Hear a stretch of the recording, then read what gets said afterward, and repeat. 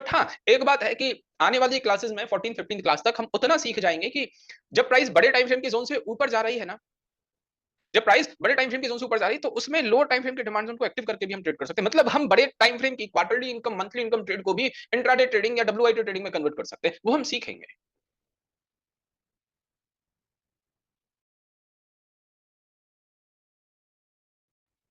ठीक है। Trade score देखने में सबसे पहली चीज फ्रेशनेस। सबसे फर्स्ट पॉइंट है freshness on execution time frame. और उस फ्रेशनेस में सबसे पहला पॉइंट है इफ लेवल इज फ्रेश। यदि हमारा लेवल फ्रेश है, यदि हमारा लेवल फ्रेश है, तो उस एरिया को हम 3 नंबर देंगे। उस एरिया को हम 3 नंबर देंगे। वहीं पे यदि हमारा लेवल एक बार टेस्टेड है, if level is tested once, if level is tested once, एक बार टेस्टेड है, तो हम उस एरिया को 1.5 नंबर देंगे। फिर बात करते हैं if level is tested twice, 2 bar tested है या 2 बार से भी ज्यादा टेस्टेड है, तब हम उसको 0 नंबर देंगे। 2 या 2 से ज्यादा बार टेस्टेड है, उसको हम देंगे 0 नंबर। ये फ्रेशनेस। अब आप ये मत समझना कि मेरे पास टेस्टेड जोन लेने का स्कोप हो गया, मैं अब टेस्टेड जोन भी ले सकता हूं। नहीं नहीं, टेस्टेड जोन लेना नहीं है। ये यहाँ पर जो नंबर में लिख रहा हूँ ना, वो बस इसी चीज को डिफरेंशिएट करने के लिए लिख रहा हूँ कि आप ये समझ पाए कि जैसे ही लेवल टेस्ट हुआ, according to number, according to trade score, उसकी स्ट्रेंथ कितनी कम हो गई, बिल्कुल आधी।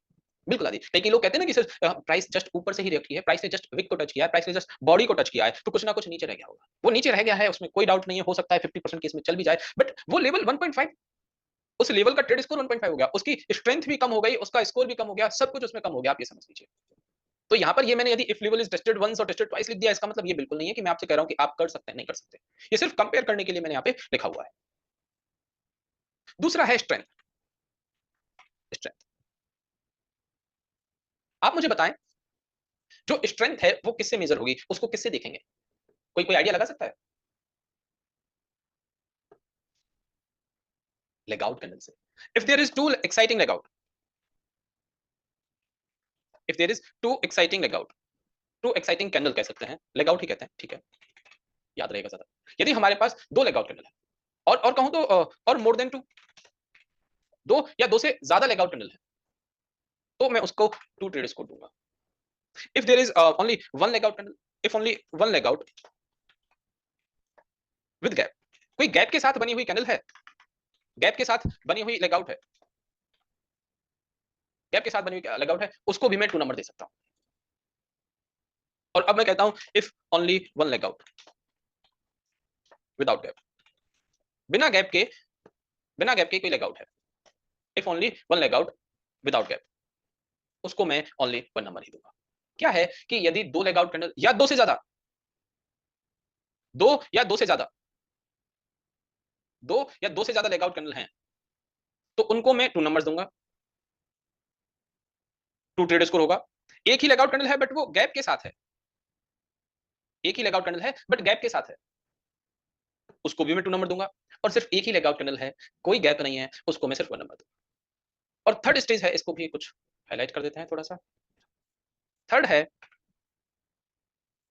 Time at the base. Time at the base, time at the base का मतलब है बेस कैंडल कितनी है। If we have 1 2 3 base candle, 1 से लेकर 3 बेस कैंडल वाला कोई जोन है, ये एक स्टैंडर्ड वाला जोन है, उसको मैं 2 नंबर दूंगा, कम से कम बेस कैंडल वाला।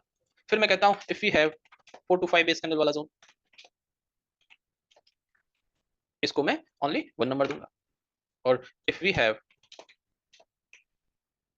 मोर देन 5 बेस कैंडल, इसको मैं 0 नंबर दूंगा, इसको 0 नंबर। ये 3 पैरामीटर है मेरे जोन के स्ट्रेंथ के। लेगिन है, लेगिन का कोई नंबर नहीं दे रहा, लेकिन हाँ लेगिन नॉर्मल भी होगी तो चलेगी, लेकिन वो कोई नंबर नहीं दे रहा। बट सबसे पहला है फ्रेशनेस, उसके बाद है स्ट्रेंथ, थर्ड है टाइम एट द बेस। आप मुझे बताइए इन सबके हाईएस्ट नंबर भी यदि मैं पिक करूं, तो टोटल सबसे बेस्ट ट्रेड स्कोर वाला जोन कितने ट्रेड स्कोर का होगा? 7, क्योंकि लेवल फ्रेश, 2 या 2 से ज्यादा लेग आउट कैंडल, और कम से कम बेस कैंडल, 7 ट्रेड स्कोर।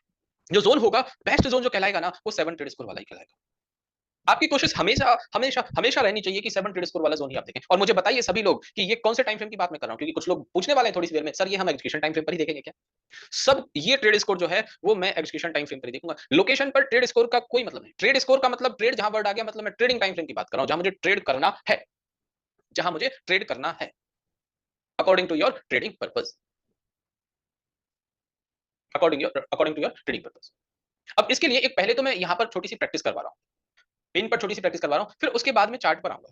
और चार्ट पर जो कल हमने डिमांड सप्लाई मार्क किए थे, कल जो हमने ट्रेड फाइंड आउट करी थी ना, उनमें प्रायोरिटाइज करेंगे कि भाई कौन सा जोन जो है वो हमें कंसीडर करना चाहिए अकॉर्डिंग टू ट्रेड स्कोर, कौन सा जोन ज्यादा स्ट्रेंथ वाला है, कौन सा जोन ज्यादा स्ट्रेंथ वाला है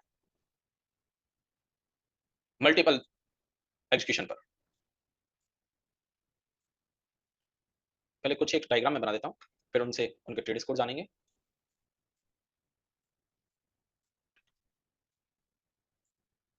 क्या ट्रेड स्कोर है सब में बताइएगा, ठीक है? सबसे पहले मुझे बताएं फर्स्ट, सब लेवल फ्रेश है, फ्रेशनेस का सब में मैं 3 नंबर दे रहा हूं, लेवल सभी के सभी फ्रेश हैं।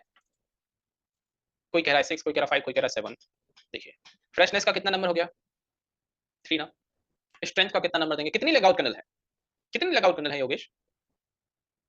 1 लेगआउट कैंडल है। तो हम सिर्फ उसकी क्लोजिंग की वजह से ऐसा क्यों कह रहे हैं कि इसको 2 नंबर दे देंगे? लेगआउट कैंडल एक है ना, एक ही नंबर, गैप भी नहीं है यहाँ पे। 3 + 1 और टाइम एट द बेस का कितना नंबर है? 2 नंबर, टोटल 6, कम से कम बेस कैंडल है ना। और अब मैं बात करूं सेकंड नंबर के डायग्राम की, सेकंड नंबर के डायग्राम के बारे में बताएं। इसका क्या ट्रेड स्कोर है? फ्रेशनेस 3, स्ट्रेंथ के कितने number? Only 1 number. Time at the base के कितने नंबर देंगे इसको? टाइम एट द बेस के कितने नंबर देंगे मुजाहिद? ओनली 1 नंबर, क्योंकि 4 बेस कैंडल हो गए ना। जहां तक 3 बेस कैंडल थी मैं 2 नंबर दे रहा था, 4 to 5 बेस कैंडल है मैं 1 नंबर दे रहा हूं, और मोर देन 5 है तो मैं 0 दे रहा हूं। 3 + 1 + 1 = 5, ठीक है? फिर मैं बात करता हूं इस वाले एरिया की, इसको कितने नंबर दूंगा? फ्रेशनेस 3। स्ट्रेंथ का कितना नंबर है? Only 1 number. स्ट्रेंथ का कितना है? Only 1 number. और टाइम एट द बेस का भी 1 नंबर। कितने हो गए? 5। टाइम एट द बेस का भी 1 नंबर, क्योंकि 4 बेस कैंडल है ना आदित्य, 4 बेस कैंडल है ना। ये है थर्ड। बहुत बेसिक सी बात है, एक बार वापस से ओपन कर देता हूं आप लोगों के लिए, एक बार फिर से देख लो। क्लोजिंग का अभी मैं कुछ नंबर नहीं दे रहा हूं, क्लोजिंग का मैं अभी कोई नंबर नहीं दे रहा हूं, क्लोजिंग का मैं अभी कोई नंबर नहीं दे रहा हूं। ये लॉजिक राहुल शर्मा जी सिर्फ इसलिए है, ये इसका लॉजिक, इस ट्रेड स्कोर का लॉजिक इसलिए कि जब हमारे पास मल्टीपल एग्जीक्यूशन पॉइंट हो, जब हमारे पास मल्टीपल एग्जीक्यूशन पॉइंट हो, उनमें हम डिसाइड कर पाए, उनमें हम डिसाइड कर पाए कि कौन सा एरिया बेस्ट है, उसके स्ट्रेंथ के हिसाब से डिसाइड कर पाए, उसकी फ्रेशनेस के हिसाब से डिसाइड कर पाए, उसके नंबर ऑफ बेस कैंडल्स के हिसाब से डिसाइड कर पाए। और ये देखो मैं इसको ऐसे भी कह सकता हूं, फ्रेशनेस के नंबर में 7 दे दूंगा, फ्रेशनेस के मैं 7 नंबर दे रहा हूं, फुल नंबर 7 होंगे, एक बार टेस्टेड के 4 नंबर होंगे, और 2 या 2 से ज्यादा बार टेस्टेड के 0 नंबर होंगे। वो मैं कितना भी डिसाइड कर सकता हूं, मैंने बस इसको सिंपलीफाई करने के लिए कम से कम नंबर लिए हैं 1 2 3 और कुछ नहीं। ऐसा नहीं है कि फ्रेशनेस के 4 नंबर है, कहीं से किसी ने तो फ्रेशनेस के 3 नंबर है, ये कोई रूल ही बन गया है। नहीं, अब आप कंपेयर तो कर पा रहे हैं ना एटलीस्ट। अब आपके पास जब नंबर है, जब स्कूल का रिजल्ट आता है, जैसे आज शायद किसी 10th या 12th का कुछ सीबीएसई का, yes Rahul ji, 3 number freshness, strength के कितने नंबर है? 2 नंबर। एक ही लेगआउट कैंडल है बट गैप के साथ है, सिंगल लेगआउट कैंडल है बट गैप के साथ है, गैप है, और 2 number he number of base candle 7, इसका है ट्रेड स्कोर 7। फिर उसके बाद बात करते हैं इस फिफ्थ डायग्राम की।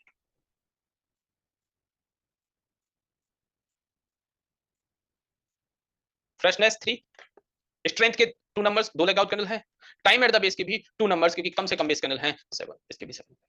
अभी लास्ट वाले को मैं कुछ इस तरह से ड्रॉ करता हूं, क्योंकि ये एक कॉमन लोगों सवाल पूछते हैं इस बारे में, कॉमन क्वेश्चन रहता है लोगों का कि सर यदि ये इस तरह से है, significant gap plus base candle equal to exciting candle वाला लॉजिक है, उस बिहाफ पर आप हमें बताएं कि अब इसको कितना नंबर दें। फ्रेशनेस के तो सबके 3 नंबर्स मैंने दे दिए, सब लेवल में फ्रेश बता रहा हूं, क्योंकि फ्रेशनेस मुझे उतनी ही लेनी है। स्ट्रेंथ के कितने नंबर दूंगा? 1 नंबर, स्ट्रेंथ का 1 नंबर। अब कोई ऐसे कहे कि सर हमने इसको लेग आउट तो माना ही था, तो सिग्निफिकेंट तो गैप के साथ लेग आउट हो गया। देखो आप अपने आप को सेटिस्फाई करने के लिए फिर नंबर कुछ भी दे दो, नंबर फिर कुछ भी दे दो, बट आपको ये नंबर दिए जा रहे हैं, नंबर बताए जा रहे हैं, इस वजह से कि आप डिफरेंशिएट कर पाओ कौन सा जोन ज्यादा स्ट्रांग है, कौन सा वीक है, किसमें बाइंग अच्छी है, किसमें सेलिंग। बिना नंबर के भी यदि कोई, देखो आज ये नंबर आपको याद है, आज से कल 2-5 दिन तक आपकी प्रैक्टिस चलेगी। मैं कहता हूं कि आफ्टर 12 और 13th क्लास 15th क्लास ना आपको ये नंबर याद भी नहीं रहेंगे शायद, आपको ये नंबर याद भी नहीं रहेंगे, ये लॉजिक भी याद रखने की जरूरत है। आप सिर्फ कैंडल का बिहेवियर देखकर पहचान जाओगे कि कौन सा स्ट्रॉन्ग है कौन सा नहीं। आप मुझे एक छोटी सी बात बताइए, ये जो पॉइंट है क्या आपको upper body lower body closing point higher point high low wick ये याद रखने की जरूरत है क्या? ये याद रखने की कोई भी जरूरत। श्री सीमेंट हमने आइडेंटिफाई किया था ना, श्री सीमेंट, इसमें एमआईटी ट्रेड थी, याद है कल श्री सीमेंट में एमआईटी ट्रेड आप लोगों को मंथली का हमारा ये लोकेशन था, मंथली का हमारा ये लोकेशन था, ऊपर कोई सप्लाई जोन ना होने की वजह से हमने इसे इक्विलिब्रियम में माना था, वीकली का ट्रेंड भी हमारे फेवर में था, उस वजह से हमने डेली पर एग्जीक्यूशन देखे। डेली पर हमें दो एग्जीक्यूशन मिले, demand on first and demand on second. Demand on first फिलहाल तो प्राइस जोन में आ चुकी है, फिलहाल तो प्राइस जोन में आ गई, बट हम कल के हिसाब से भी देखते हैं कि कल जब तक ये जोन में नहीं आई थी तब इसका क्या ट्रेड स्कोर था और आज का क्या ट्रेड स्कोर है वो सब देखते हैं। तो पहले मुझे कल के अकॉर्डिंग बताइए कि ऊपर वाला जो डिमांड जोन है वो फ्रेशनेस का मैं 3 नंबर दे दूं, क्योंकि कल तक ये फ्रेश था, कल हमने मार्क किया था, कल तक ये फ्रेश था। स्ट्रेंथ का कितना नंबर देंगे? स्ट्रेंथ का कितना नंबर देंगे? 1 नंबर, क्योंकि एक ही लेगआउट कैंडल है गैप के साथ, significant gap plus base candle equal to exciting candle. Number of base candle कितनी है? 2। टोटल कितने हो गए? 6। फिर उसके बाद बात करते हैं डिमांड जोन सेकंड की। डिमांड जोन सेकंड में फ्रेशनेस के 3 नंबर, स्ट्रेंथ के कितने नंबर देंगे? Only 1 number. और टाइम एट द बेस के, टाइम एट द बेस के 2 नंबर। इसमें हो गया total 6 trade score, 3 plus 1 plus 2। आप मुझे बताइए कोई बहुत ज्यादा डिफरेंस है क्या? दोनों के ही ट्रेड स्कोर 6 हैं, दोनों के ही ट्रेड स्कोर 6 हैं, कोई कंपैरिजन नहीं ज्यादा। बट एक यदि मैं खुद अपनी समझ से ट्रेड स्कोर के बियॉन्ड समझने की बात करूं, आप मुझे ओवरऑल एक तो इस बाइंग की रेंज देखिए और एक इस बाइंग की रेंज देखिए, भले ही ट्रेड स्कोर 6 है, भले ही ट्रेड स्कोर 6 है, बट आप मुझे बताइए इन दोनों के में, इन दोनों केसेस में नीचे वाला डिमांड जोन सेकंड ज्यादा अच्छा है, ऊपर वाला डिमांड जोन फर्स्ट ज्यादा अच्छा है? नीचे वाला डिमांड जोन सेकंड, क्योंकि वो अपने आप में भले ही ट्रेड स्कोर दोनों के सेम है, बट यदि मैं ओवरऑल स्ट्रक्चर, ओवरऑल बाइंग की स्ट्रेंथ, ओवरऑल रेंज की बात करूं तो नीचे वाले डिमांड जोन की ज्यादा अच्छी है। ठीक है, दोनों चीजें साथ लेकर चलनी है। और एग्जांपल देखते हैं। जिंदल पॉली में हमारे पास मंथली का ये डिमांड जोन था, मंथली का ही ये सप्लाई जोन था, price low on the curve थी, वीकली का ट्रेंड हमारा अप था, डेली पर हमारे पास कोई ये एग्जीक्यूशन था। सबसे पहले इस एग्जीक्यूशन के बारे में बात करते हैं। आप मुझे बताइए इसको यदि मैं डिमांड जोन फर्स्ट कह रहा हूं, या आप खुद ही मुझे बताएं इन तीनों demand zone first, demand zone second, demand zone third, इनके क्या ट्रेड स्कोर है? फ्रेश है लेवल, ठीक है 3 नंबर। एक ही लेगआउट कैंडल है, ठीक है 1 नंबर। 3 बेस कैंडल है, कम से कम बेस कैंडल, ठीक है 2 नंबर। 6 ट्रेड स्कोर है इसके। ठीक ऐसे ही नीचे वाले के डिमांड जोन सेकंड के भी 6 ट्रेड स्कोर है, इसकी भी एक लेगआउट, इसमें भी कम से कम बेस कैंडल और ये भी लेवल फ्रेश। ठीक ऐसे ही उससे नीचे वाले में भी कम से कम बेस कैंडल, एक लेगआउट कैंडल और लेवल फ्रेश। तीनों ही एरियाज के 6 ट्रेड स्कोर है। अब ये तो बात हो गई कि इन तीनों एरियाज के 6 ट्रेड स्कोर हैं, तीनों ही सिमिलर स्कोर के जोन हैं, बट इन तीनों सिमिलर स्कोर के जोन में अब मुझे, अब मेरे लिए कंफ्यूजन हो गया ना, इनमें से भी किसे प्रायोरिटी दें, इनमें से भी किसे प्रायोरिटी दें यदि ट्रेड स्कोर सेम भी आ रहा है तो? Demand on first, demand on second, demand on third. देखिए लॉजिकली डिमांड ऑन थर्ड इसको प्रायोरिटी देनी चाहिए इसकी रेंज के हिसाब से कि ये एकदम से कंप्लीट ओरिजिन पॉइंट है जहां से इस बाइंग की स्टार्टिंग हुई है, ये जो एरिया है सबसे नीचे वाला ड्रॉप बेस रैली, इसको प्रायोरिटी देनी चाहिए। बट इसके अलावा एक और बात होगी जो थोड़ी देर बाद एक और नया टॉपिक आएगा, कोइंसाइडिंग एंड नॉन कोइंसाइडिंग, उसके बारे में बात करेंगे। बट फिलहाल तो आप यही समझिए कि यही जोन अभी अभी की स्टडी के हिसाब से, फिलहाल ट्रेड स्कोर के हिसाब से भी और इस ओवरऑल रेंज के हिसाब से यही यही सही जोन है। ठीक है, एक हम बात करते हैं लक्ष्मी केमिकल। इसमें मल्टीपल जोन्स थे या एक ही जोन था हमारे पास? मल्टीपल जोन्स थे, यस। लक्ष्मी केमिकल में हमारे पास डब्ल्यूआईटी ट्रेड थी। इस डब्ल्यूआईटी ट्रेड में आप मुझे बताइए दो डिमांड जोन मिले, demand zone first and demand zone second, इन दोनों के क्या ट्रेड स्कोर होंगे? डिमांड जोन फर्स्ट की बात करें, फ्रेशनेस क्या है? 3। स्ट्रेंथ को क्या नंबर देंगे? कुछ कुछ कंफ्यूजन है, कोई कह रहा है 1 नंबर, कोई कह रहा है 2 नंबर, ज्यादातर लोग 2 नंबर कह रहे हैं। देखिए मेरा भी ये मानना है कि इसकी जो रेंज है आसपास की कैंडल में बहुत बड़ी कैंडल दिख रही है, ऐसी कैंडल एक भी नहीं है, जितनी कैंडल्स मुझे दिख रही है उनमें से एक भी कैंडल नहीं है, तो इसको मैं 2 नंबर्स भी दे सकता हूँ। क्लोजिंग की बात नहीं है, सिर्फ पूरी ओवरऑल रेंज की बात है। और फ्रेशनेस के कितने नंबर दें? Sorry, time at the base के 2 नंबर, इसके कितने हो गए? 7 नंबर। और नीचे वाले जोन में 3 नंबर फ्रेशनेस, 2 नंबर स्ट्रेंथ क्योंकि 2 लेगआउट कैंडल, और टाइम एट द बेस के भी 2 नंबर 7। अब यहां पर फिर से वही बात हो गई, डिमांड ऑन फर्स्ट और डिमांड ऑन सेकंड दोनों ही सेम ट्रेड स्कोर के हैं। यदि मैं एक बार के लिए छोटा सा चेंज बताता हूं कि ऊपर वाले डिमांड जोन में, डिमांड ऑन फर्स्ट में मैं 6 ट्रेड स्कोर कह रहा हूं, एक लेग आउट कैंडल होने की वजह से मैं 6 ट्रेड स्कोर कह रहा हूं। तो क्या अब इस ट्रेड स्कोर वाले कॉन्सेप्ट के आधार पर आप पता कर पा रहे हैं कि ऊपर वाला जोन ज्यादा स्ट्रेंथ वाला है या नीचे वाला जोन ज्यादा स्ट्रेंथ वाला है? यस, क्योंकि ट्रेड स्कोर नीचे वाले का ज्यादा है, ऊपर वाले का कम। और जब दोनों ही यदि मेरे पास सेम ट्रेड स्कोर के थे और दिखने में भी दोनों की स्ट्रेंथ सेम थी, तो फिर क्या होगा? दोनों सेम ट्रेड स्कोर के हैं, तो इन दोनों जब सेम ट्रेड स्कोर के, तो हमें यह समझना चाहिए, यह मानना चाहिए कि ये दोनों के दोनों ही अपने आप में बेस्ट ट्रेड है। कोई प्रॉब्लम नहीं है, दोनों के दोनों ही बेस्ट ट्रेड है, क्योंकि सब कुछ सेम, सब कुछ अच्छा है ना। कुछ ऐसा वीक, कुछ ऐसा दिख ही नहीं रहा मुझे। आ रही है बात समझ?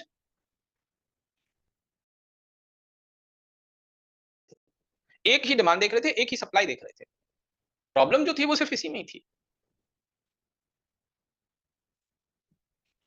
कि एग्जीक्यूशन पर जब हमारे पास मल्टीपल जोन्स हो, तब हम क्या करें। जैसे एक नया स्टॉक है केएसएल, ठीक है। इसमें यदि मैं quarterly income trade find out कर रहा हूं, करंट मार्केट प्राइस पर मैंने हॉरिजॉन्टल लाइन ड्रॉ करी, करंट मार्केट प्राइस पर मैंने हॉरिजॉन्टल लाइन ड्रॉ करी, नियरेस्ट फ्रेश डिमांड जोन देखा, तो मेरे पास ये एक रैली बेस रैली का नियरेस्ट फ्रेश डिमांड जोन दिख गया। रैली बेस रैली का nearest fresh demand zone, nearest fresh supply नहीं है, कोई सप्लाई नहीं। इस विदाउट बेस कैंडल वाले को मैं कंसीडर नहीं करूंगा। हाँ, हो सकता है मंथली पर हो, बट मंथली पर भी नहीं है। वीकली पर है तो वीकली पर ठीक है। तो मैं ऐसा थोड़ी ना करूंगा कि लोकेशन डिमांड जोन के लिए लोकेशन क्वार्टरली पर देख ली, सप्लाई जोन में वीकली पर देख रहा हूं, ऐसा थोड़ी ना होगा, सेम टाइम फ्रेम देखना होता है। अब यदि यहां पर लोकेशन सिर्फ एक ही है, डिमांड ही है, तो मेरा नेक्स्ट स्टेप है ट्रेंड देखना, क्योंकि मैंने पता कर लिया कि ये इक्विलिब्रियम है, मैं जाऊंगा मंथली देखूंगा। इंटरमीडिएट टाइम फ्रेम पर क्या पता चल रहा है, क्या है ट्रेंड? अप ट्रेंड है। और अब मैं इसमें एग्जीक्यूशन देखूंगा डिमांड जोन ट्रेड करने के लिए। करंट मार्केट प्राइस से नीचे इधर सब कुछ टेस्टेड है पैरेलली। ये एक मेरे पास रैली बेस रैली का जोन है ना, perfect zone rally base rally.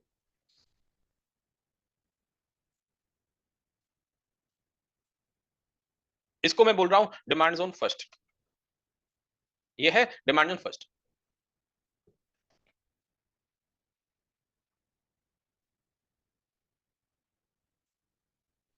नीचे, उसके नीचे क्या ये भी एक रैली बेस रैली का जोन है? ये मेरे पास है डिमांड जोन सेकंड। ये है डिमांड जोन सेकंड। क्या दोनों ही अपने आप में ठीक दिखने वाले एरियाज हैं? अब ठीक दिखने वाले एरियाज का एक और डिसाइड करने का पॉइंट हो गया trade score. Trade score 3 number freshness demand zone first को, 2 number strength demand zone first को, 2 number time at the base demand zone first को। टोटल कितना नंबर हुआ? 7 ट्रेड स्कोर। और यदि डिमांड जोन सेकंड की बात करूं, फ्रेशनेस कितना? 3 नंबर। फ्रेशनेस कितने? 3 नंबर। स्ट्रेंथ का कितना नंबर होगा? 1 नंबर। और टाइम एट द बेस का 2 नंबर। टोटल हो गया 6। ठीक है, 3 प्लस 1 प्लस 2, टोटल 6 नंबर। मान ये बताइए, ये जोन जो था कभी किसी टाइम पर ड्रॉप बेस रैली, ये कितने ट्रेड स्कोर का जोन है? जितनी कैंडल्स दिख रही हैं उस हिसाब से बताएं, उसके अकॉर्डिंग बताएं। 7 ट्रेड स्कोर। क्लोजिंग भी सबसे अच्छी है। प्राइस ने एक बार के लिए रिएक्ट भी किया, ज्यादा नहीं चल पाई, प्राइस ने एक बार के लिए रिएक्ट भी किया, ब्रेक हो गया। आपको ये बात भी अपने मन में बिठा लेनी होगी कि यार कोई जोन ऐसा भी हो सकता है जो ब्रेक हो सकता है। We can't stop anyone. Buying selling करने से हम किसी को नहीं रोक सकते। हो गया, ब्रेक हो गया। जोन के ब्रेक होने में डर उसी इंसान को नहीं लगेगा जिसको स्टॉप लॉस लेना आता है। जोन के ब्रेक होने में, अपने एरिया के ब्रेक होने में डरेगा वही इंसान जिसको स्टॉप लॉस लेना नहीं आता। ठीक है, ये जोन ब्रेक हो गया, शायद नीचे कुछ है, ये जोन ब्रेक हो गया, शायद नीचे कुछ है, इस तरह से चलता जाए। जिसने स्टॉप लॉस ले लिया वो एक आगे बढ़ने की सोच चुका है, वो नेक्स्ट ट्रेड और ढूंढने की सोच चुका है। जिसने स्टॉप लॉस नहीं लिया, जो एग्जिस्ट नहीं हुआ, वो सिर्फ उसी ट्रेड में अभी भी फंसा हुआ है, ट्रैप हो गया वो उस इंसान के लिए। अब यहां पर मैं आपसे कहूं डिमांड जोन फर्स्ट को ट्रेड करोगे या सेकंड को, क्या प्रायोरिटी है? फर्स्ट, अभी तक की स्टडी के हिसाब से फर्स्ट, क्योंकि बेस्ट ट्रेड स्कोर है। Very good. ठीक है।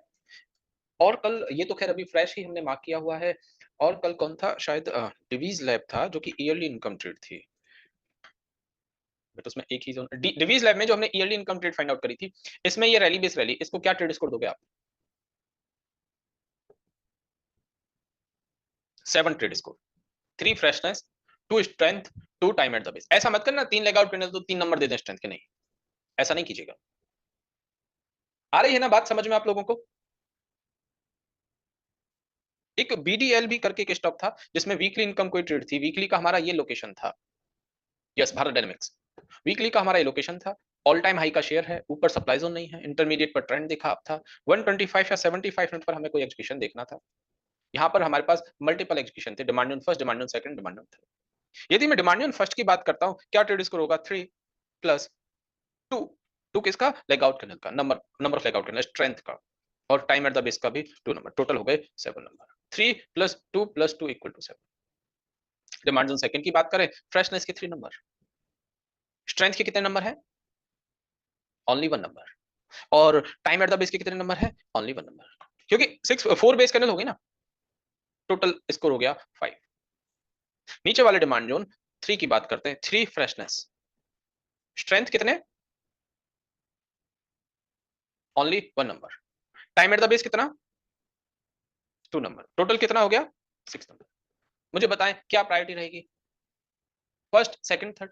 फर्स्ट डिमांड जोन, उसका ट्रेड स्कोर ज्यादा अच्छा है, उसका ट्रेड स्कोर ज्यादा अच्छा है। पहली प्रायोरिटी यही रखना कि ट्रेड स्कोर जिसका ज्यादा अच्छा हो उसी को ट्रेड करें। ट्रेड स्कोर सिमिलर हो, ट्रेड स्कोर सभी के 7 है, सभी के 6 है, सभी के 5 है, कुछ डिफरेंस नहीं है, तो यही समझना कि फिर हमें तो ओवरऑल स्ट्रेंथ देखनी, ओवरऑल रेंज देखनी, ओवरऑल फॉर्मेशन देखना है। जैसे फर्स्ट एग्जांपल में हमने देखा था, और कोई कहे कि सर थर्ड में लेगआउट की कैंडल की रेंज अच्छी है। क्या आप मुझे बताइए, ये थर्ड की लेगआउट की कैंडल की रेंज अच्छी है, उसमें कोई डाउट नहीं, बट क्या ये कोई एक्स्ट्रा ऑर्डिनरी कैंडल है क्या, जो एकदम से बिल्कुल अलग? ऐसी कैंडल ये रही, ऐसी कैंडल ये रही, ऐसी कैंडल ये रही, बहुत सारी कैंडल्स हैं इस तरह की।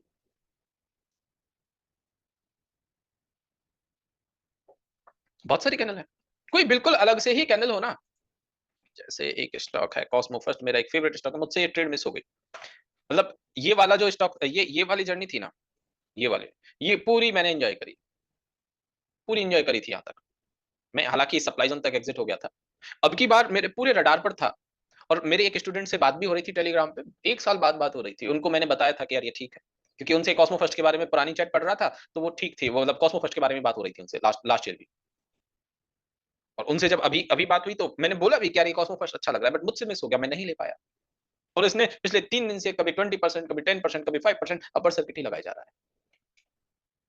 मान के चलिए कि मंथली का ये एग्जीक्यूशन है, आप कोई half yearly income trade find out कर रहे हो जिसमें हाफ ईयरली का लोकेशन है, क्वार्टरली पर ट्रेंड आपके फेवर में है, और आपको मंथली का ये एग्जीक्यूशन मिला। मैंने मंथली को भी एग्जीक्यूशन बोला।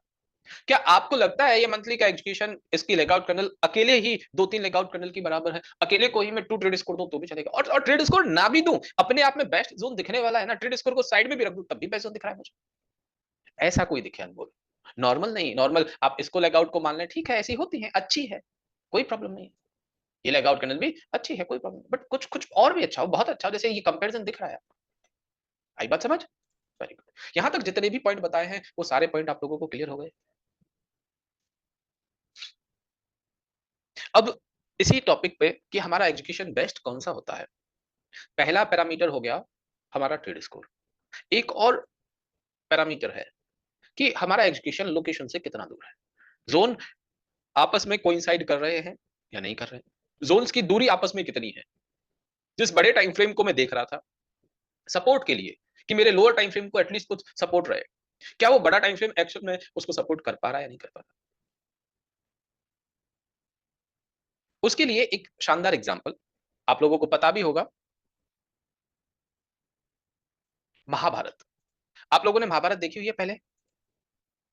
नहीं भी देखी हुई हो तो कुछ कुछ पता होगा, थोड़े बहुत मेन कैरेक्टर्स के बारे में पता होगा। यस, उससे ही समझाता हूं मैं आपको, बहुत ही शानदार एग्जांपल, मतलब आपको हायर टाइम फ्रेम की इंपॉर्टेंस पता चल जाएगी। हायर टाइम फ्रेम की इंपॉर्टेंस पता चल जाएगी कि हायर टाइम फ्रेम एक्चुअली क्यों इंपॉर्टेंट है। महाभारत में 2 टीम थी, एक तरह से कौरव और पांडव।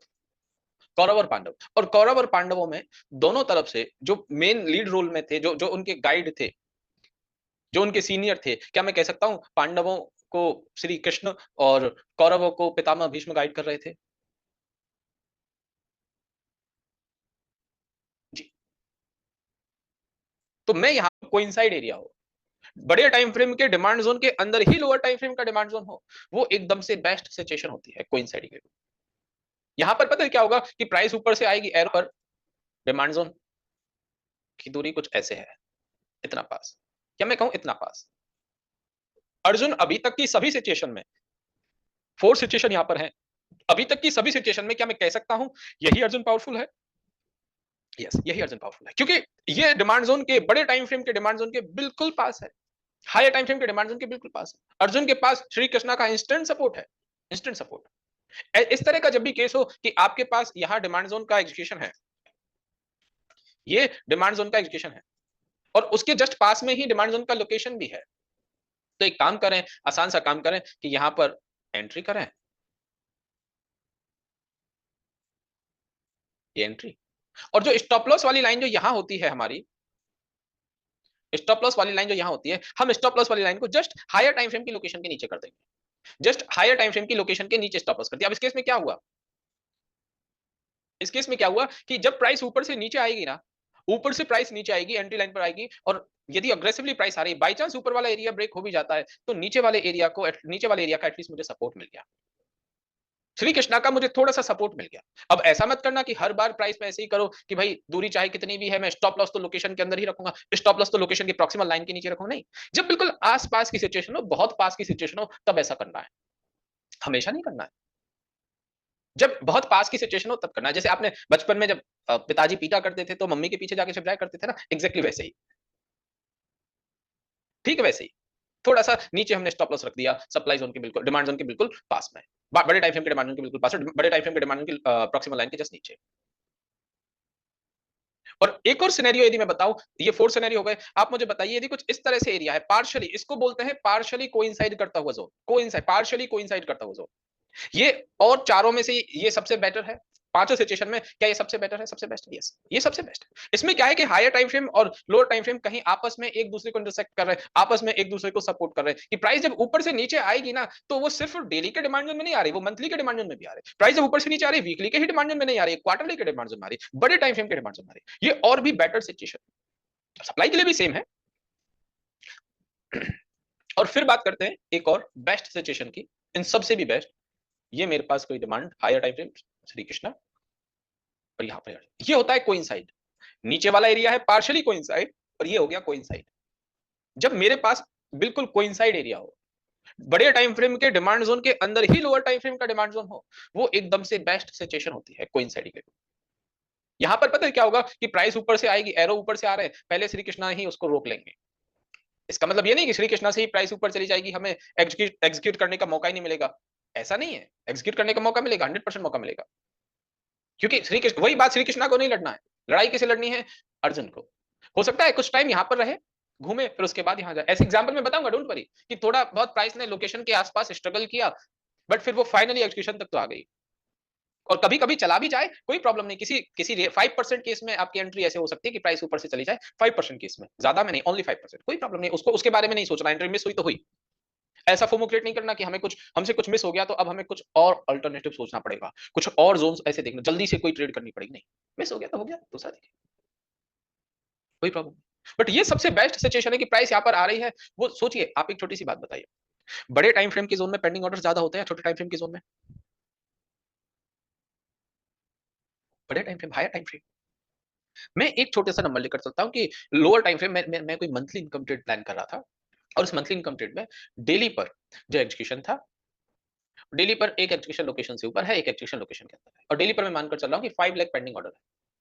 अब यदि कोई कोइंसाइड वाला एरिया है, डेली पर 5 लाख ऑर्डर है, तो मंथली का जो टाइम फ्रेम है, ऐसा मैं मान सकता हूं ना कि उसमें at least 30 lakh 40 lakh pending orders होंगे, तो जो जिस एग्जीक्यूशन को मैं ट्रेड कर रहा था, जिन 5 लाख ऑर्डर्स को मैं ट्रेड कर रहा था, उसको कहीं ना कहीं 30-40 लाख ऑर्डर का और सपोर्ट मिल गया, सिंपल, उतनी सी बात है।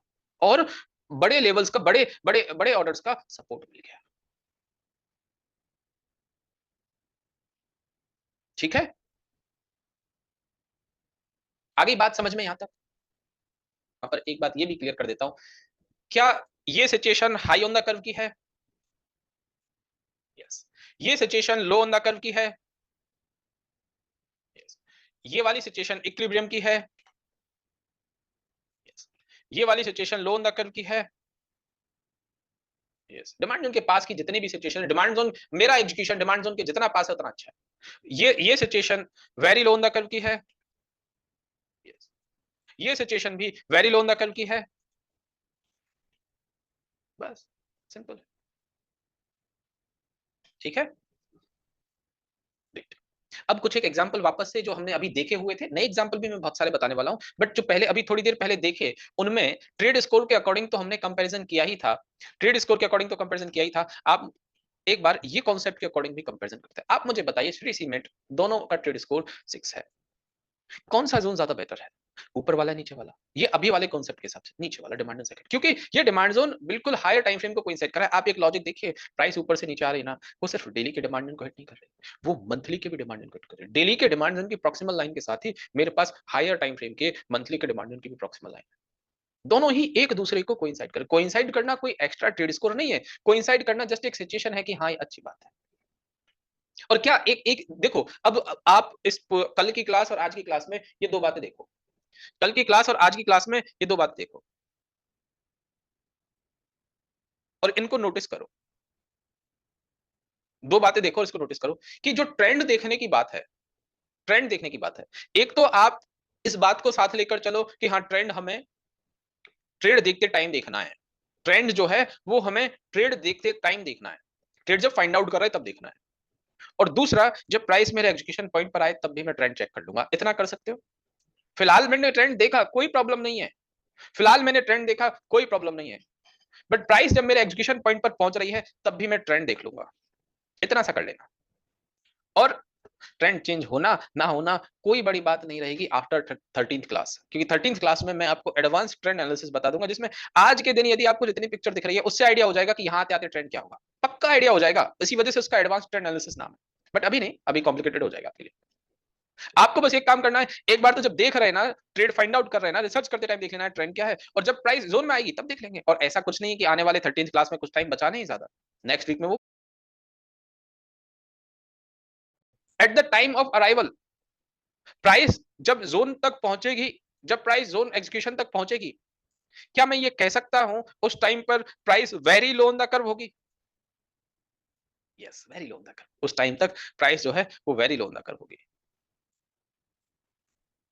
यस, तो जब at the time of arrival यदि price very low on the curve है, तो फिलहाल तो मैं ट्रेंड को इग्नोर करके चल रहा हूं ना। मतलब एक छोटी सी डेफिनेशन यदि मैं आपको दे दूं कि जितने भी कोइंसाइडिंग एरियाज हैं उन सभी कोइंसाइडिंग एरियाज में, जितने भी कोइंसाइडिंग एरियाज हैं उन सभी कोइंसाइडिंग एरिया में मैं ट्रेंड को इग्नोर भी कर सकता हूं। ठीक बात है ये, मैं ट्रेंड को इग्नोर भी कर सकता हूं। Very good. इसमें और भी बहुत सारी बातें हैं, सबको सीख लेंगे, डोंट वरी। लक्ष्मी केमिकल में हमारे पास दो एरियाज थे, दोनों ही 7 ट्रेड स्कोर के थे।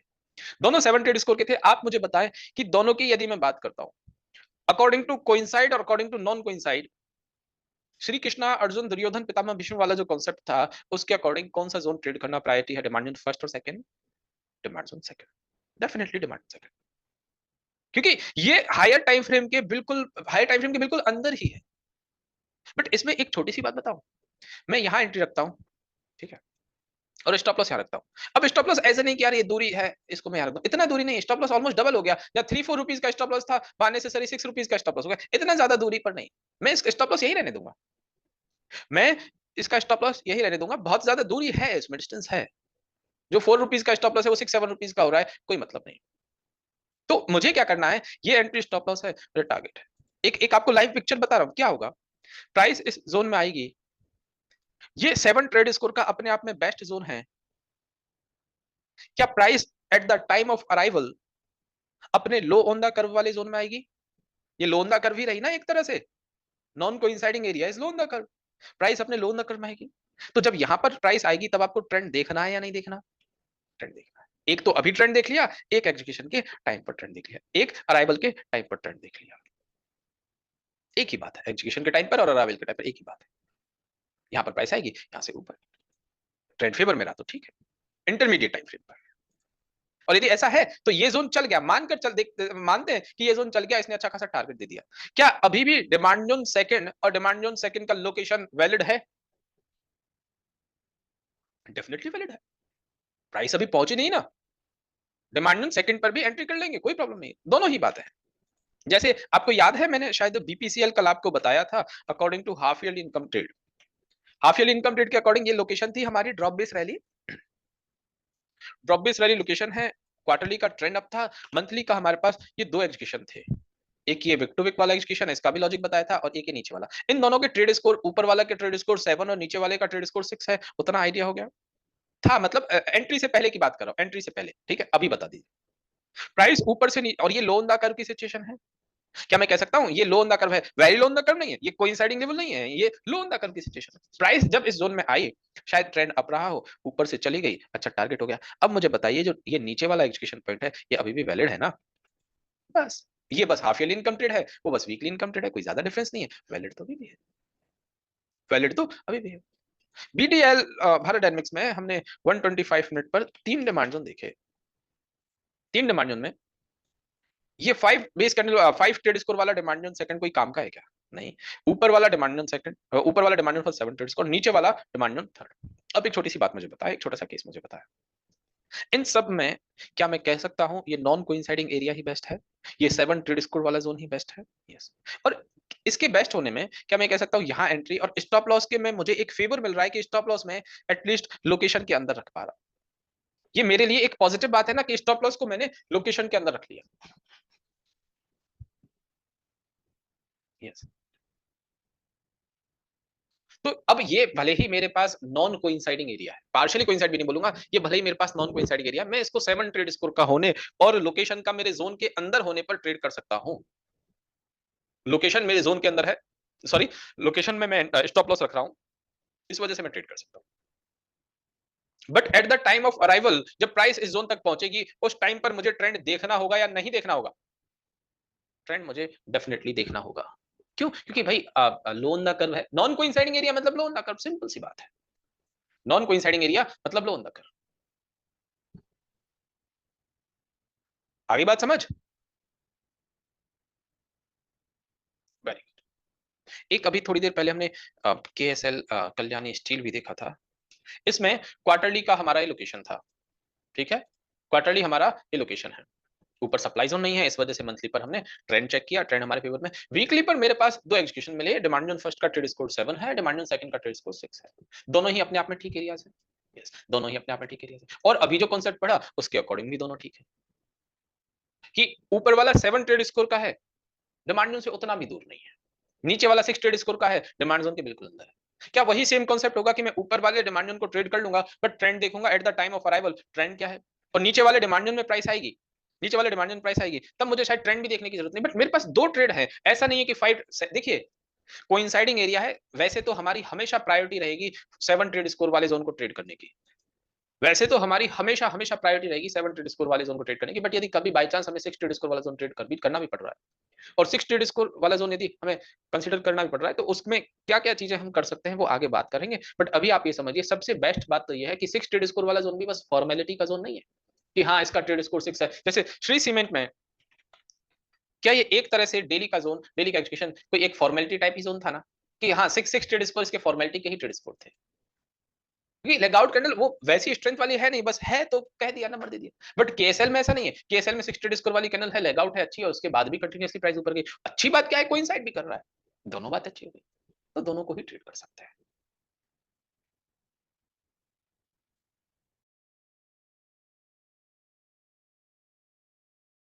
बात समझ? अब जैसे जिंदल पॉली था, जिंदल पॉली में आप मुझे बताइए पहली बात, एक छोटी सी बात मुझे बताइए, क्या एजुकेशन में 6 ट्रेड स्कोर होना सबको दिख रहा है? ये सबको दिख रहा है। एजुकेशन पॉइंट से कितने लोग सेटिस्फाइड हैं पूरी तरह से, कितने लोग कन्विंस्ड हैं कि भाई हाँ ये अच्छा एरिया है, या 50-50 है? तीनों ही जोन।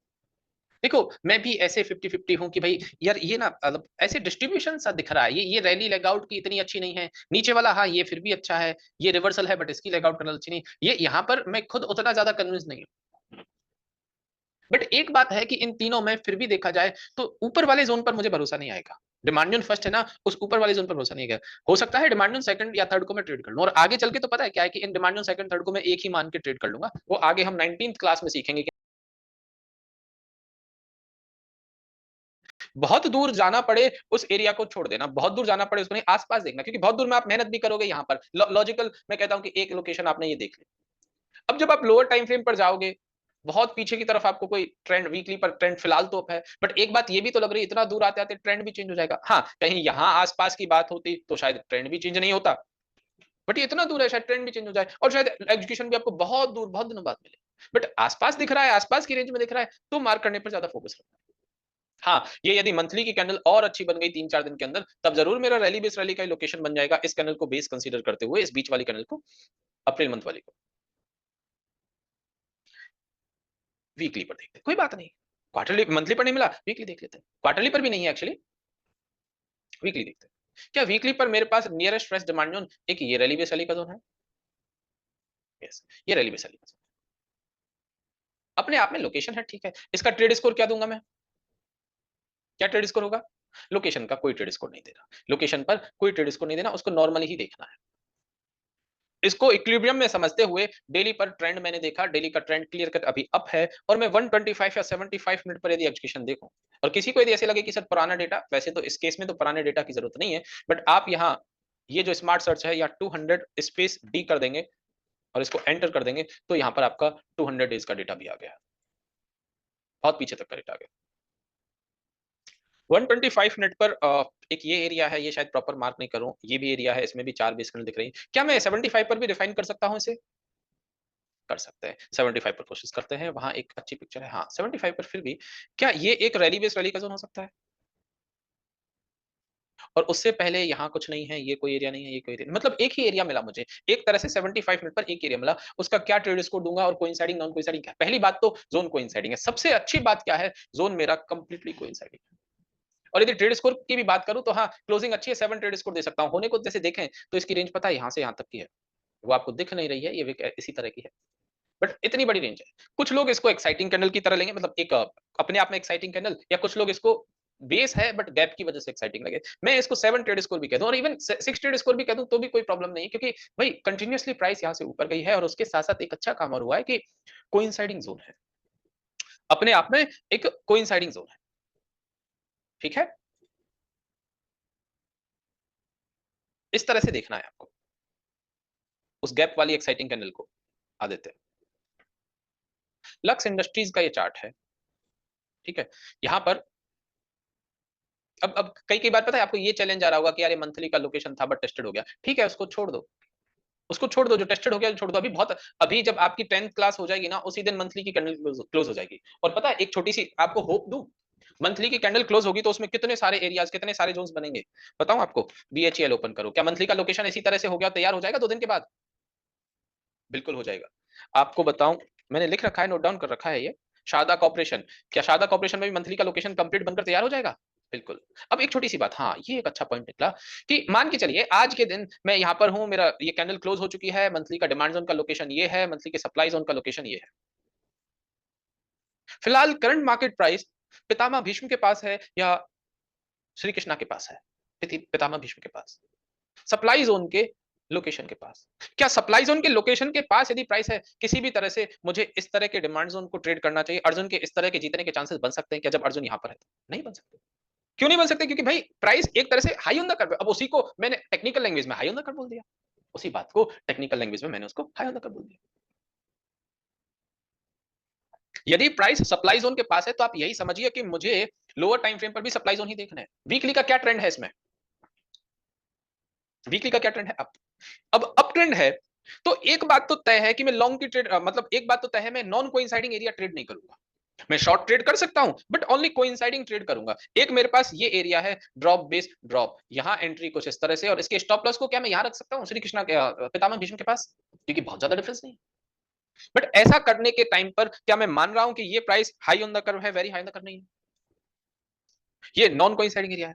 तो जब मेरे पास प्राइस जिस जोन तक पहुंची है, जिन्होंने भी पूछा eight the time of arrival का क्या मतलब है, प्राइस जब जोन तक पहुंच रही है, क्या प्राइस कोइंसाइडिंग एरिया में पहुंच रही है या नॉन कोइंसाइडिंग एरिया में? मैं ट्रेड किसे कर रहा हूं, कोइंसाइडिंग को या नॉन कोइंसाइडिंग? Non coinciding. और नॉन कोइंसाइडिंग को कर रहा हूं तो ट्रेंड देखूंगा या नहीं देखूंगा? ट्रेंड देखूंगा। ट्रेंड क्या है? वीकली पर अप है, तो मैं इसको ट्रेड नहीं कर रहा। यहाँ यदि कोई ड्रॉप बेस ड्रॉप होता है, नहीं, यहाँ यदि कोई ड्रॉप बेस ड्रॉप होता, क्या eight the time of arrival मतलब प्राइस जब इस जोन तक पहुंच रही है, प्राइस मेरे एंट्री पॉइंट तक पहुंच रही है, क्या वो एरिया वो पॉइंट वो पॉइंट कोइंसाइडिंग है, very high in the curve है? उस very high in the curve के केस में कोइंसाइडिंग एरिया में शायद मुझे ट्रेंड चेक ना करना पड़े। हाँ, मैं कहाँ था? वापस आते हैं टॉपिक पर। ये शारदा कॉर्पोरेशन में बन जाएगा, एक एलआईसी में बन जाएगा मंथली का demand zone drop based value, एक सीयूबी में बहुत अच्छा डिमांड जोन बन जाएगा मंथली का डिमांड जोन, एक आपको शिल्पा मेडिकल में बन जाएगा मंथली का डिमांड जोन, एक आपको आईडीबीआई में डिमांड जोन बन जाएगा। ये सब रडार पर है। और ऐसे रडार पर रखना मतलब ऐसे कि मैंने अपने रडार पर रखा, हम लोग इस तरह से प्रैक्टिस करते रहते हैं कि भाई प्रैक्टिस वो तो है, अपनी खुद की फेवरेट लिस्ट है शेयर्स की। और आपको यदि मैं फेवरेट शेयर की लिस्ट बताऊं तो जितने शेयर्स को मैं डिस्कस करता हूं ना, ये समझ लो वो मेरे लक्स इंडस्ट्रीज में मेरे पास, मैं वीकली इनकम ट्रेड प्लान करना चाह रहा हूं। इसमें करंट मार्केट प्राइस पर एक हॉरिजॉन्टल लाइन ड्रॉ करी है और नियरेस्ट फ्रेश डिमांड जोन ये एक ड्रॉप बेस्ड रैली मैंने इस तरह से कंसीडर किया। ठीक है, वीकली का एरिया है, ये ड्रॉप बेस्ड रैली इस तरह से कंसीडर किया और सप्लाई जोन ये टेस्टेड है, ये सप्लाई जोन मैंने इस तरह से कंसीडर किया। ठीक है, ये डिमांड है, सप्लाई है। इसको रिट्रेसमेंट लाइन के थ्रू पता करते हैं प्राइस कहां पर है, तो फिलहाल प्राइस इक्विलिब्रियम में है या नहीं? फिलहाल प्राइस इक्विलिब्रियम में है, बीच में है। तो मेरा नेक्स्ट स्टेप क्या होगा? ट्रेंड देखना, डेली का ट्रेंड क्या है? अप है। अब एक छोटी सी बात मुझे बताइए, प्राइस इक्विलिब्रियम में है, ट्रेंड अप है, तो क्या मैं डिमांड जोन का एग्जीक्यूशन फाइंड आउट करूंगा? यस। प्राइस इक्विलिब्रियम में है, ट्रेंड डाउन होता तो क्या करता? सप्लाई जोन का एग्जीक्यूशन देखता। बट एक बात ध्यान रखना कि आप कोशिश करना कि आप कोइंसाइडिंग एरिया ही फाइंड आउट करें। 125 मिनट पर गए, वहां आपने 30 डेज डेटा सेलेक्ट किया और यहाँ कुछ आपको ये ड्रॉप बेस रैली का एक एरिया नजर आया, उसके अलावा कुछ नहीं है। ये इतनी बेस कैंडल वाला, 6-7 बेस कैंडल वाला, ये कोई एरिया खास नहीं है, ये कोई एरिया खास नहीं, यही एक एरिया है 75। अब इस एरिया में आते आते यदि ट्रेंड थोड़ा बहुत चेंज हो भी जाता है, अब से थोड़ा साइडवेज भी हो जाता है, तब भी मेरे लिए एक एक ठीक ट्रेड है, अच्छी ट्रेड है, क्योंकि कोइंसाइडिंग एरिया है। Very low in the curve, price जब जोन में आएगी, ये दो बातें देखो, दो बातें आपको एक बार अभी के लिए सोचकर चलनी पड़ेगी कि अभी करंट मार्केट प्राइस कहां है और मैं जिन जोन्स को मार्क कर रहा हूं उस टाइम पर क्या रहेगी। क्लियर कर देता हूं, इस एक सेंटेंस में सब क्लियर हो जाएगा कि अभी प्राइस कहां है और जब प्राइस जोन तक पहुंचेगी तब कहां होगी, जब मेरे एंट्री पॉइंट तक पहुंचेगी कहां होगी, very low in the curve, low in the curve, high in the curve, very high in the curve. ठीक है, मतलब इन जोन्स के यदि आप सप्लाई जोन भी देख रहे होते, डिमांड जोन भी देख रहे होते, यदि इस पूरे एरिया के बीच में है ना, तो ट्रेंड के बिना ट्रेड नहीं करेंगे। आपका एग्जीक्यूशन कुछ इस पूरे एरिया के बीच में मिलता है, डिमांड सप्लाई के बीच में मिलता है, डिमांड सप्लाई के अंदर नहीं मिलता है, नॉन कोइंसाइडिंग एरिया होता है। हर एक केस में ट्रेंड देखना है और यहां पर जो होगा इस तरह के एरिया में, इस तरह के एरिया में ट्रेंड के अगेंस्ट भी जा सकते हैं और आगे धीरे धीरे करके कुछ कुछ मॉडिफिकेशन करेंगे, बट अभी फिलहाल आप ये समझिए यही करना है। देखो, एक हमेशा हम लोग एग्जांपल देते हैं, हम हमेशा हम लोग कहते हैं कि हम इन ट्रेड्स में सेलेक्टिव हो रहे हैं, ट्रेड्स की क्वालिटी पर बहुत ज्यादा फोकस कर रहे हैं, ट्रेड्स की क्वालिटी पर बहुत ज्यादा फोकस कर रहे हैं। उसके पीछे बस एक ही वजह है कि हम जिस ट्रेड में एजुकेशन लें, हम जिस ट्रेड में अपनी हार्ड एंड मनी को लगाएं, वहां पर हमारा पैसा जाने की नहीं, आने की संभावना हो। एक एग्जांपल देते हैं हम लोग, अरुण सर भी, मैं भी, कि आप जब स्टॉक्स का सिलेक्शन कर रहे हो, आप जब ट्रेड्स का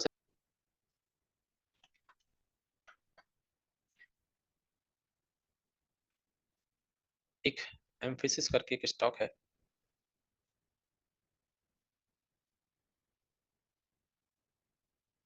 एम्फेसिस नहीं, इसमें मंथली का कोई लोकेशन है, एमआईटी ट्रेड में फाइंड आउट कर रहा हूं, करंट मार्केट प्राइस पर मैंने हॉरिजॉन्टल लाइन ड्रॉ करी। ठीक है, नियरेस्ट फ्रेश डिमांड जोन देखा, ये मेरे पास एक ड्रॉप बेस रैली का डिमांड जोन है, एकदम से परफेक्ट डिमांड जोन है, बिल्कुल परफेक्ट। वीकली का ट्रेंड देखना जरूरी है क्योंकि सिर्फ लोकेशन एक ही है, सप्लाई नहीं है, इक्विलिब्रियम में मानेंगे, पता ही नहीं चल रहा कि प्राइस सप्लाई जोन से आ रही है नहीं आ रही, पता ही नहीं चल रहा प्राइस में आसपास हायर सेलिंग एरिया कौन सी जगह पर है, ट्रेंड अप है। और डेली पर यदि मैं एग्जीक्यूशन की बात करूं, एक एग्जीक्यूशन यहां पर मुझे इधर आते हुए यही दिखा रैली बेसिकली, क्या ये किसी भी तरह से ठीक एग्जीक्यूशन होगा लोकेशन से इतना दूर? लोकेशन से इतना दूर बिल्कुल नहीं, कोई मतलब का एग्जीक्यूशन नहीं, ये एग्जीक्यूशन टेस्टेड है। और यदि बात करूं, एक मेरे पास ये रैली बेस रैली का एग्जीक्यूशन है, अपने आप में ठीक है, एक तरह से पार्शियली कोइंसाइड कर रहा है, दूसरा एग्जीक्यूशन ये भी है और एक तीसरा एग्जीक्यूशन मुझे ये ड्रॉप बेस रैली भी दिख रहा है, तीन एग्जीक्यूशन मेरे पास है। ये डिमांड जोन फर्स्ट, ये डिमांड जोन सेकंड, ये डिमांड जोन थर्ड, तीन डिमांड जोन है, demand zone first, demand zone second, demand zone third. सबसे बेस्ट डिमांड जोन कौन से लग रहे हैं आपको? दो भी हो सकते हैं, मैं कहूंगा डिमांड जोन सेकंड और डिमांड जोन थर्ड बेस्ट है। मुझे लगता है कि डिमांड जोन सेकंड और डिमांड जोन थर्ड बेस्ट है क्योंकि ये पूरी तरह से कोइंसाइड कर रहा है। डिमांड जोन फर्स्ट जो है वो पार्शियली कोइंसाइड कर रहा है, डिमांड जोन फर्स्ट जो है वो पार्शियली कोइंसाइड कर रहा है, डिमांड जोन सेकंड और थर्ड जो है वो पूरी तरह से कोइंसाइड कर रहा है। अब किसी के मन में एक बात ये भी आ रही होगी कि सर डिमांड जोन फर्स्ट ना यार सबसे ज्यादा स्ट्रेंथ वाला है, उसमें दो लेगआउट कैंडल है, गैप के साथ इतनी बड़ी स्ट्रेंथ की कैंडल बनी है, आप डिमांड जोन फर्स्ट को ज्यादा स्ट्रेंथ वाले क्यों नहीं करें? बिल्कुल कहेंगे, वही चीज तो मैं याद करवाना चाह रहा हूं आपसे, वही चीज तो मैं नोटिस करवाना चाह रहा हूं कि सिर्फ एक चीज के बिहाफ पर नहीं, कोइंसाइडिंग नॉन कोइंसाइडिंग, यदि ये पार्शियली कोइंसाइड करता हुआ एक नॉन कोइंसाइडिंग जोन भी बहुत एक्स्ट्रा ऑर्डिनरी है, तो ये तीनों ही डिमांड जोन मेरे लिए ट्रेडेबल हो गए। इनमें भले ट्रेड स्कोर, इसमें डिमांड जोन सेकंड में 6 है, डिमांड जोन थर्ड में भले 7 है। डिमांड जोन थर्ड के लिए सबसे अच्छी बात क्या है कि बिल्कुल ओरिजिन पॉइंट है। डिमांड जोन फर्स्ट के लिए सबसे अच्छी बात क्या है कि इसका ट्रेड स्कोर बेस्ट है। और डिमांड जोन सेकंड के लिए अच्छी बात क्या है, कोइंसाइडिंग। तीनों ही अपने आप में कुछ ना कुछ क्वालिटी लिए हुए हैं, तीनों में ही अपने आप में कुछ ना कुछ क्वालिटी, तीनों ही ट्रेड करो। डिमांड ऑन फर्स्ट तक प्राइस आए, इसको ट्रेड कर लो। सेकंड तक प्राइस आए, 1:2 का टारगेट दे, बहुत अच्छी तरह से ऊपर नहीं जाए, डिमांड ऑन थर्ड को भी ट्रेड कर लो। यदि प्राइस डिमांड ऑन सेकंड से ही ऊपर चली गई, डिमांड ऑन सेकंड में एंट्री करके ही ऊपर चली गई, तो फिर डिमांड ऑन थर्ड कोई काम का नहीं रहा, क्योंकि फिर लोकेशन से भी प्राइस ऊपर चली गई। ऐसा है कि लोकेशन से थोड़ा बहुत ऊपर जाती तो ठीक था, लोकेशन को फ्रेश मानता, बट लोकेशन से बहुत अच्छी तरह से ऊपर चली गई तो फिर कोई काम का नहीं, नया लोकेशन बन जाएगा, कोई प्रॉब्लम नहीं। ठीक है, ये सवाल होगा, ये कल की क्लास में डिस्कस कर लेंगे, अभी और ट्रेड डिस्कस करते हैं। आईआरएफसी में मंथली करंट मार्केट प्राइस पर यदि मैं हॉरिजॉन्टल लाइन ड्रॉ करूं, मंथली पर मेरे पास एक ये नियरेस्ट सप्लाई जोन है। करंट मार्केट के प्राइस में इतना पास में सप्लाई जोन को देखते हुए, इतना पास में जब आपको सप्लाई जोन दिख गया, आप मुझे बताइए, आप मुझे बताइए कि अपने आप में ऐसा लगने लगा कि यार ये सप्लाई जोन के पास है, मैं सेल की ट्रेड ही देखूंगा, बाय की नहीं, क्योंकि डिमांड जोन पास है, डिमांड जोन दूर है। इसको रिट्रेस भी करोगे तो आपको आइडिया लग जाएगा कि यार very high on the curve के पास का सीन है, ये जो है वो हाई ऑन द कर्व के पास का सीन है। और जब हाई ऑन द कर्व है, वीकली पर ट्रेंड क्या होना चाहिए आपका, डाउन। क्या वीकली का ट्रेंड एक तरह से डाउन है, sideways to down, yes, sideways to down है। और यदि मैं एग्जीक्यूशन की बात करूं, मेरे पास डेली का एग्जीक्यूशन होना चाहिए, करंट मार्केट प्राइस से मैं ऊपर जाता हूं, यहां पर लेफ्ट साइड में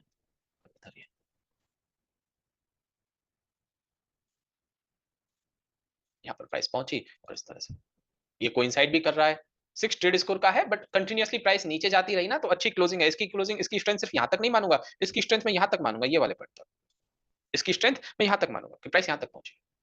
अच्छा एरिया है ड्रॉप, इसलिए रैली स्टॉक का 1:2 का टारगेट। अब एक छोटी सी बात बताओ, यदि हम हायर टाइम फ्रेम नहीं देखते, सिर्फ डिमांड सप्लाई के बारे में बात करते, ये रैली बेस रैली का डिमांड जोन या लोकेशन वाली बात नहीं करते, या आज जो एग्जांपल सीखा हमने लोकेशन से कितनी दूरी है कितनी नहीं, वो बात नहीं करते, ये रैली बेस रैली के डिमांड जोन को ट्रेड करते हुए चलता क्या? छोटी सी बात बताओ, प्राइस इस सप्लाई जोन में पहुंचकर नीचे आती है, चलता क्या? बिल्कुल नहीं चलता, कोई चांस ही नहीं चलने का, इतना पास का डिमांड जोन है। सप्लाई जोन सेलर्स के पास का डिमांड जोन है, सेलर्स बड़े टाइम फ्रेम के सेलर्स के, बड़े टाइम फ्रेम के सेलर्स के पास तो छोटे टाइम फ्रेम पर सेलर ही देखना है, सप्लाई देखना। क्या जो कोलपाल का एग्जांपल हमने कल डिस्कस किया, मंथली का ये एरिया, डेली पर ये एग्जीक्यूशन, प्राइस पहुंची, क्या ये एकदम से very high on the curve का ही एग्जांपल था? Clear cut very high on the curve का, प्राइस पहुंची नहीं चाहिए, कोइंसाइडिंग एरिया का था, कोइंसाइडिंग एरिया का था। एचसीएल टेक में हमने डेली पर जिस डिमांड जोन की, वीकली इस डिमांड जोन की बात करी, क्या मंथली के डिमांड जोन से बिल्कुल कोइंसाइड करता हुआ एरिया था? 100% कोइंसाइड करता हुआ एरिया था। कोइंसाइडिंग एरिया मार्केट में बहुत अच्छी तरह से काम करता है, बहुत अच्छी तरीके से। ठीक है, चलिए एक और एग्जांपल देखते हैं। है तो मंथली का ये लोकेशन अपने आप में बेस्ट है, वो कल की क्लास में हो गया मनदीप, कल शायद आप क्लास में नहीं थे। ये अपने आप में बेस्ट एरिया है मंथली का, ड्रॉप बेस रैली, ये बेस्ट है, ऊपर सप्लाई जोन नहीं है। वीकली का ट्रेंड देखना पड़ेगा, वीकली का ट्रेंड हमारे फेवर में है, बिल्कुल है। और डेली पर यदि मैं एजुकेशन की बात करूं, आप देखिए कितने सारे एजुकेशन है इसमें। एक ये रहा रैली बेस रैली, एकदम से फ्रेश एरिया। एक ये रहा, एक ये रहा ड्रॉप बेस रैली, एक ये रहा रैली बेस रैली, एक ये रहा ये एरिया, इसको मैं मार्क करना बताऊंगा आपको। इसके अलावा और कोई फ्रेश एरिया दिख रहा है? इसके अलावा और कोई भी फ्रेश एरिया दिख रहा है क्या? कोई नहीं है। अब छोटी सी बात मुझे बताइए, ऊपर जितने भी एरियाज देखे उनमें सबसे बेस्ट जोन कौन सा है? डिमांड जोन, ये इसको मैं डिमांड जोन फर्स्ट बोल देता हूँ, इसको मैं डिमांड जोन सेकंड बोल देता हूँ, ये मेरा डिमांड जोन थर्ड है, और ये मेरा डिमांड जोन फोर्थ है। कौन सा डिमांड जोन बेस्ट है? Demand zone fourth. Demand zone first और सेकंड तो कोई काम के नहीं है, क्योंकि बहुत दूर है। हाँ, एक बात है कि ऊपर सप्लाई जोन नहीं है। डिमांड जोन थर्ड के बारे में बात करूं, डिमांड जोन फर्स्ट और सेकंड के बारे में बात करूं, तो जोन बिल्कुल अच्छे नहीं, बट हाँ एक बात ये भी है कि ऊपर सप्लाई जोन नहीं है, कोई सेलिंग नहीं है, ना दुर्योधन ना पितामह भीष्म। बट फिर भी ऐसी हैबिट डालिए ही मत कि लोकेशन से इतना दूर हो। आपकी तो प्रायोरिटी आप ऐसी बना लीजिए कि जोन कोइंसाइड ही ढूंढो, जोन को जितना कोइंसाइडिंग होगा उतना ही अच्छा है, कोइंसाइडिंग जोन ही ढूंढो, इसको प्रायोरिटी बना लो, नॉन कोइंसाइडिंग जोन की बात ही मत करो। तो डिमांड जोन फर्स्ट और सेकंड कोई काम का नहीं है, डिमांड जोन थर्ड फिर भी मैं काम में कर सकता हूँ, ये इसको इस तरह से रैली बेस रैली लेता हूँ, बट सबसे बेस्ट पॉइंट है ना, वो यही है डिमांड जोन फोर। अब आप डिमांड जोन 4 में यदि बेस कैंडल को लेकर कंफ्यूज हो रहे हैं ना, इन दोनों को बेस मतलब इन तीनों को ही इस तरह से समझ लो कि तीनों के तीनों बेस है। बट हमने जो ओरिजिन ऑफ द मूव पढ़ा उसके हिसाब से मुझे लग रहा है ना कि यही जो पॉइंट है इसी से ही प्राइस ऊपर जा रही है। तो इन दोनों को ही आप इस तरह समझ लो रैली बेस रैली का एग्जांपल, डिमांड जोन 4 इसको रैली बेस रैली का एग्जांपल समझिए। डिमांड इन्फो सबसे बेस्ट है, 7 ट्रेड स्कोर है, कोइंसाइडिंग एरिया है, कोई प्रॉब्लम नहीं। उसके ऊपर के जितने भी एरियाज हैं उनको इग्नोर कर दो। बट पता है क्या है, जब मैं ये रिफाइन कर रहा था तो मुझे मंथली वीकली पर भी कुछ दिखा कि वीकली का भी लोकेशन कुछ हो सकता है। वीकली पर एक ये एरिया हो सकता है, इसको मैं इस तरह से मार्क कर सकता हूँ रैली बेस रैली। क्या वीकली का ठीक लोकेशन है?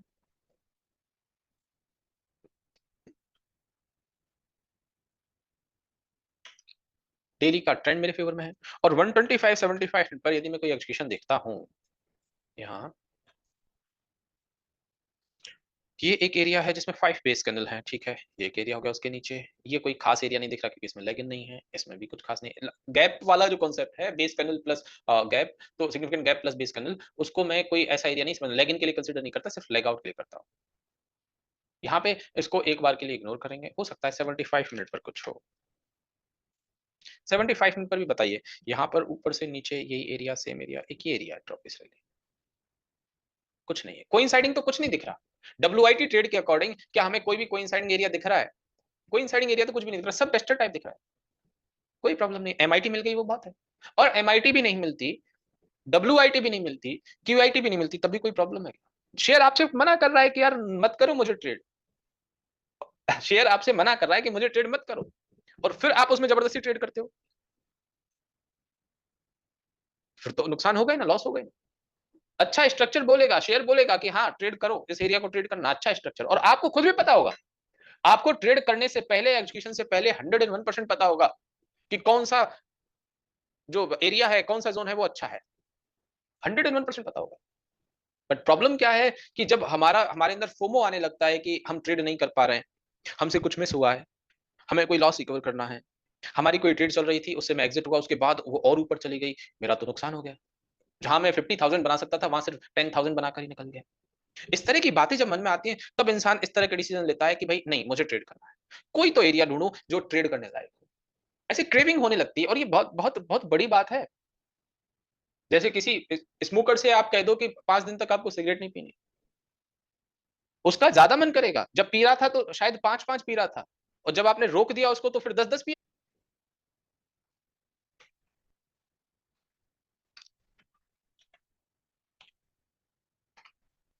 प्रेस्टीज, प्रेस्टीज में क्या मैं ये कह सकता हूँ, करंट मार्केट प्राइस पर ये मेरी हॉरिजॉन्टल लाइन है, मंथली का मेरा ये सबसे पास में drop based value demand zone है। ठीक डिमांड जोन है ये अपने आप में, चल जाएगा, इतना बड़ा टाइम फ्रेम का जोन है ना, कोई बात नहीं, कर लेंगे। ठीक है, ऊपर सप्लाई जोन है क्या कोई? ऊपर सप्लाई जोन दिख रहा है क्या कोई? यस, ऊपर सप्लाई है, इसको भी मार्क कर सकते हैं ड्रॉप बेस्ड ड्रॉप।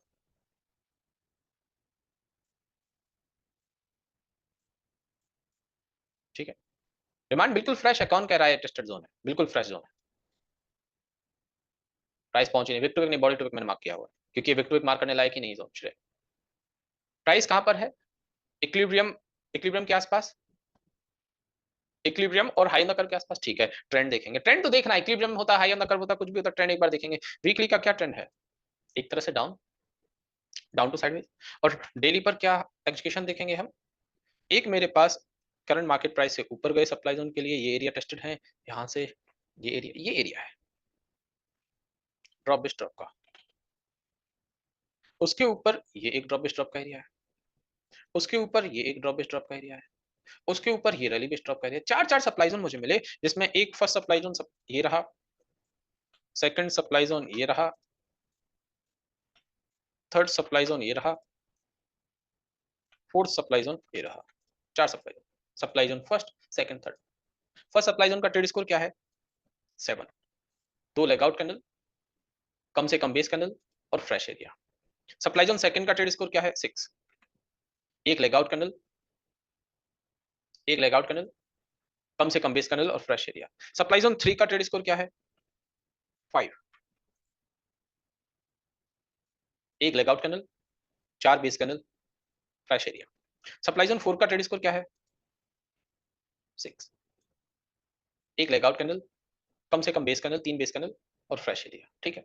अब आप मुझे बताएं इन चारों सप्लाई जोन में सबसे ठीक सप्लाई जोन यदि मैं बात करूं कौन कौन से हो सकते हैं।